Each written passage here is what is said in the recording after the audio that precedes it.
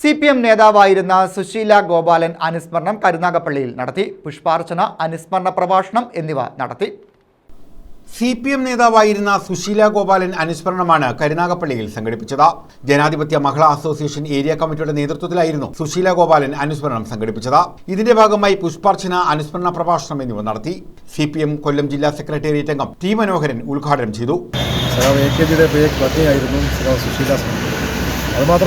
സുശീല സഖാവിനെ അറിയുന്നതിന് വേണ്ടി സുശീല സഖാവ് ഒന്നാമത്തെ കമ്മ്യൂണിസ്റ്റ് കാലഘട്ടത്തിൽ തന്നെ കമ്മ്യൂണിസ്റ്റ് പാർട്ടി പ്രവർത്തനം നടത്തി പാവപ്പെട്ട കയർത്തൊഴിലാളികളെ സംഘടിപ്പിച്ചുകൊണ്ട് CPMന്റെ ഉന്നത നേതാവായി മാറിയ തൊഴിലാളി വർഗത്തിൻ്റെ ഏറ്റവും പ്രധാനപ്പെട്ട നേതാവായിരുന്നു സഖാവ് സുശീല ഗോപാലൻ എന്ന് മാത്രമാണ് ഈ അവസരത്തിൽ പറയാനുള്ളത്.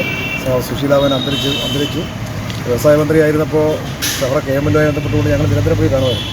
KML മന്ത്രിയാണ്.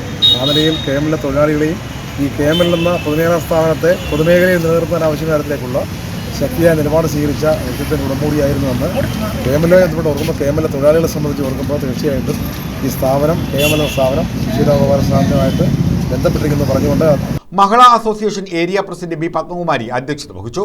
വസന്ത രമേശ്, M ശോഭന, S ഇന്ദുലേഖ, സുപ്രഭ പ്രസന്നൻ തുടങ്ങിയവർ പങ്കെടുത്തു. News bureau, Karunagappally.